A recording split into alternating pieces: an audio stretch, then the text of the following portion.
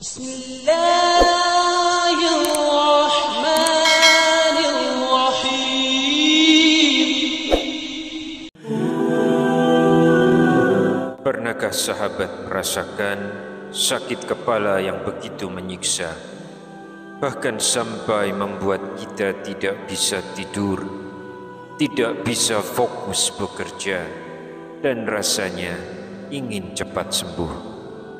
Tapi tahukah sahabatku, mungkin sakit kepala itu bukan sekedar rasa sakit biasa. Bisa jadi itu adalah tanda cinta Allah kepada kita. Bahkan Nabi SAW dan Aisyah radhiyallahu anha sendiri pernah diuji dengan sakit kepala. Lalu, benarkah sakit kepala adalah tanda orang beriman dan calon penghuni surga? Bismillahirrahmanirrahim. Assalamualaikum warahmatullahi wabarakatuh. Syukur alhamdulillah kita masih dipertemukan kembali di channel ini. Salawat dan salam selalu dan tetap tercurahkan kepada junjungan kita Nabi besar Muhammad sallallahu alaihi wasallam. Allahumma sholli ala sayyidina Muhammad wa ala ali sayyidina Muhammad. Harapan dan doa saya, semoga sahabatku semuanya selalu diberikan kesehatan, dilapangkan rezekinya, diampuni dosa-dosanya, dan dipanjangkan umurnya. Dan sempatkanlah menuliskan sholawat di kolom komentar. Insya Allah akan menjadi bukti cinta kita kepada Rasulullah Muhammad sallallahu alaihi wasallam. Semoga kita semua mendapatkan syafaat beliau di akhirat kelak. Amin ya rabbal alamin. Sahabat beriman yang dirahmati Allah, pernahkah kita merenung kenapa Allah memberikan kita rasa sakit? Kadang datangnya tiba-tiba, kepala terasa cenut-cenut, badan panas karena demam, atau rasa lemah yang membuat kita tak berdaya. Di mata manusia, sakit adalah penderitaan, tapi di mata iman, sakit justru bisa menjadi anugerah, tanda cinta Allah kepada hambanya.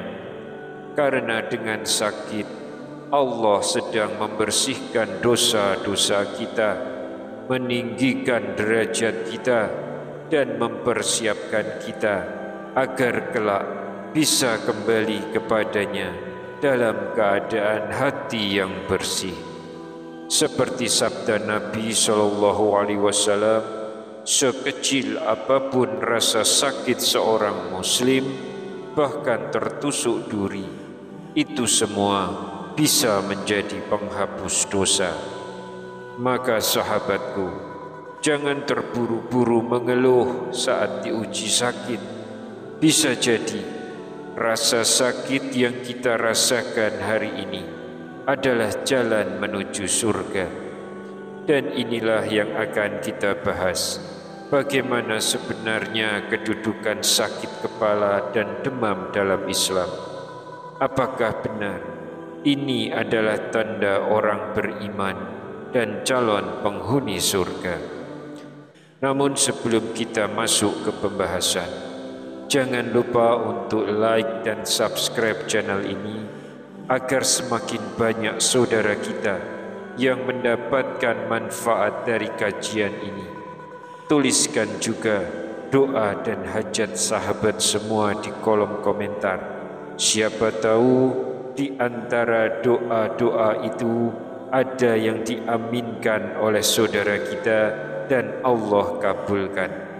Rasulullah SAW pernah bersabda, doa seorang muslim untuk saudaranya tanpa sepengetahuannya akan dikabulkan.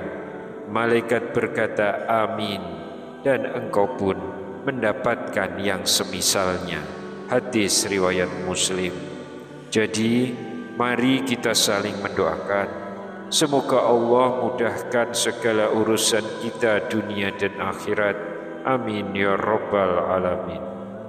Sahabatku yang dirahmati Allah, dalam sebuah riwayat, Rasulullah Shallallahu Alaihi Wasallam pernah mendatangi seorang wanita yang sedang demam.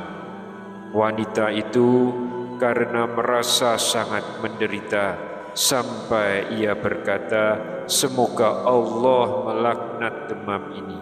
Namun apa jawab Rasulullah? Dengan penuh kelembutan beliau menegur, janganlah engkau mencela demam. Sesungguhnya panas demam itu menghapus dosa-dosa dan masuk ke dalam sendi-sendi manusia hingga membersihkan jiwanya.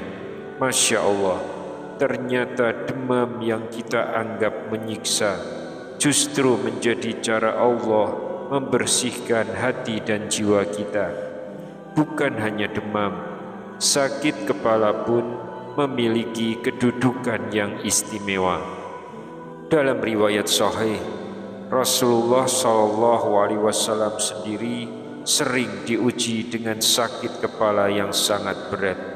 Bahkan beliau pernah berkhutbah di hadapan sahabat dengan kepala yang diikat kain karena rasa sakit yang begitu dahsyat.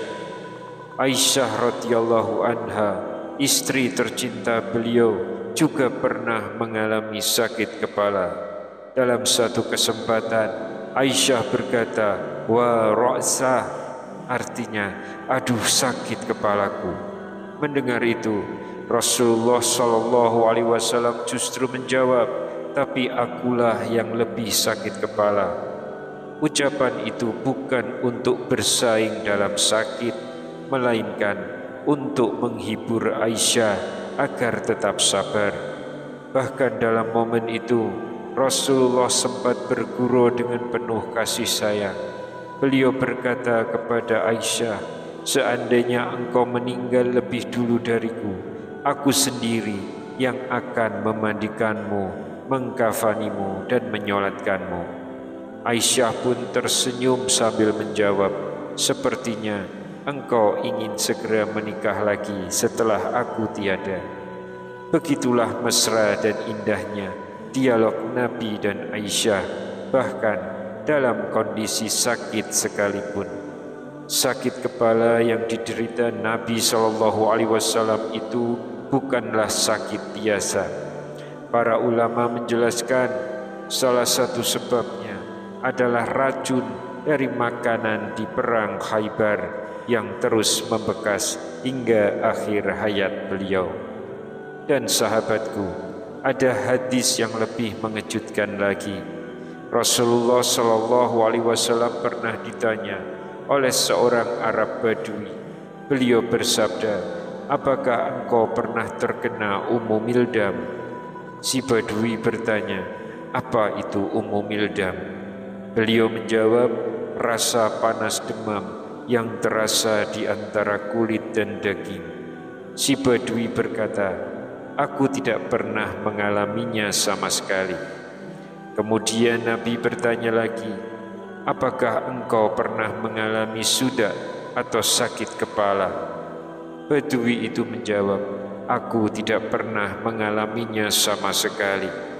Maka Rasulullah SAW bersabda, barang siapa ingin melihat calon penghuni neraka, lihatlah orang ini. Hadis riwayat Al-Hakim dinyatakan sahih oleh Al-Zahabi, juga diriwayatkan Imam Ahmad, Al-Bukhari dalam kitabnya Adab Al-Mufrad, dan juga ulama-ulama lainnya. Subhanallah, hadis ini memberikan pesan yang kuat bahwa orang beriman pasti akan diuji dengan sakit, demam, sakit kepala, atau rasa sakit lainnya. Dan itu bukan hukuman, melainkan rahmat. Sebab jika seseorang hidup tanpa pernah diuji sakit sama sekali, dikhawatirkan Allah sedang membiarkannya. Padahal ujian sakit adalah tanda pembersihan dosa dan kasih sayangnya.